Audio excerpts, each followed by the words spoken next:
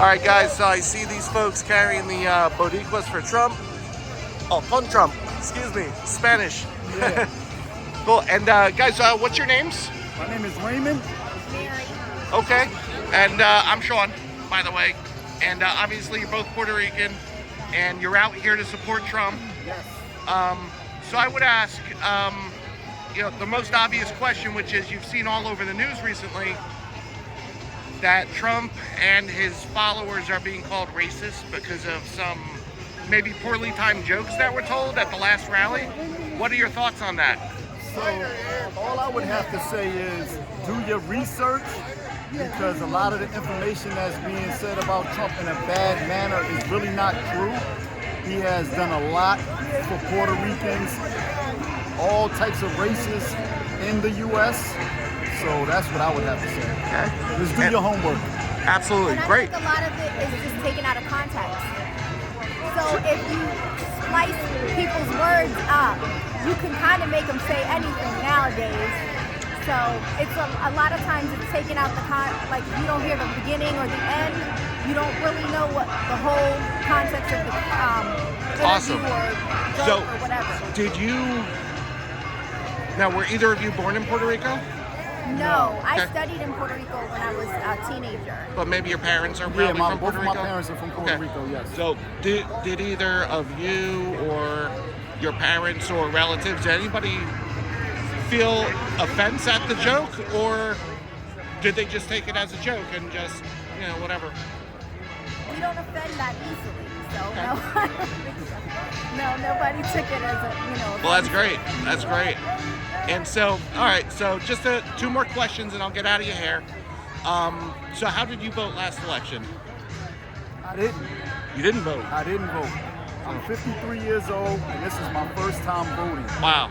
I'm looking at the news and social media sites and just like trying to suck everything in terms of the information, and I just had to make an educated guess and say this is the time. I have to try to make a difference. Oh, that's great. I'm only one vote, but Yep. if more people think like me and come out and vote, it'll make a big difference. Fantastic. And so you just, so 53 years you haven't voted, Never voted. and you felt very strong that you needed to come out and vote. Yeah, my wife actually took me on a history lesson Oh, good. because my wife Good likes job. politics. Yes, so she basically took me on a little history lesson, and it made a lot of sense. And if it makes sense, I'm with it. That's fantastic. I'm very glad to hear that. All right, one more question. I'm sorry, Mary. How did you vote? Did you vote last election or? Last election, I actually missed, so I didn't vote for Biden, Okay. but I've always voted Democrat. My family's Democrat, so when I was 18, my mom was like, "You pick Democrat," and I always voted Democrat. I've always been intrigued by that because my wife, she's Ecuadorian, and I know many Hispanic people. We have huge Hispanic communities. And most Hispanic people tend to come from more conservative cultures, but then they come here and they end up voting for Democrat, which is not that conservative. So what was the change for you? Well, here's the thing, like, that's true. Like, my mom is not what I would say conservative, but it was do as I say and not as I do. So she instilled a lot of conservative values, even though she was not like herself conservative. And as I get older, I'm older now, I started just researching and seeing like the way the world is going is not the way I believe, and it's not something that I want to stand behind. Right. Now, do you have school-age children or anything? Our kids are grown. Okay. Like our kids. We have 5 grandchildren though. Yeah, that are. Wow. Yeah, So 5. do you worry about their future given the stuff? Like, you're in Pennsylvania, I'm in New Jersey, so there's some crazy stuff going on in the schools.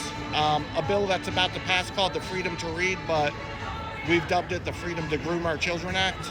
Yes. I don't know if you have that here in Pennsylvania too, but do you have worries about that coming out of the left? Yeah, that's kind of like not the only thing I'm worried about. I'm also worrying about our kids reaping having to pay for stuff that we're going through that we may not see. Right. You know what I mean? So different bills that the Democrats usually come out with and stuff like that, there's always a tax behind it. And we may not pay for it as adults, but our kids and our grandkids will see that, you know, needing to make that payment. Yep, absolutely. And to your question, yeah, I'm worried about those things because I don't feel that certain topics are for schools to indoctrinate our kids. Especially young kids. Especially like little kids. And I was looking at something online and she was talking about her toddler and she said her toddler wanted to be a dog. Like he was like, you know, he's like 3 or 4 years old. And then you think about your kids, like my kid, like, you know, he was like racing around in like he was a car. I'm like, we're not saying, yeah, you could be a dog or yeah, you could be a car. I just don't feel like you should indoctrinate little kids and that's not school's job. And I also feel like because you're not a fully developed adult, like you're not going to make the decision, right. Yeah. Imagine how much stupid stuff that you did when you were like 18 years old, like, or, you know, 15 years old. Like, you wouldn't do that now at, you know, 30 or, you know. When I was 5, I probably put on my mom's high heels because I thought it was funny, not because I thought I could be a woman. Right. Because that's insanity. You're like, why does she wear these things? You know what I mean? I don't know. I just think that they're doing too much. Like, it's the parents' job to instill morals and values and religion and different things like that. It's not the school's job. And those dirty books that they're, you know, putting out in the schools is ridiculous. I don't know about in Pennsylvania because we don't, you know, there are grandkids. Yep. I don't know, you know, our daughter didn't say anything about, you know, the dirty books in school. Hopefully it's not going to make it here too soon. But I've seen that, like, I think in Ohio, about the dirty books in school. I'm like, really? Do you remember I think we were listening to that when we were on the road about the dirty books and I'm like, well, in New Jersey, you should see some of the meetings in the legislature right now because the Assembly and the Senate both passed the bill, and it's going to go to Governor Murphy, and he's probably going to sign it. And there's a lot of it. So the parents are reading excerpts from the book as well as showing pictures. There's graphic sexual pictures. It's not like what I learned in health class about anatomy. There was nothing sexual about it. It was more medical or scientific. Okay.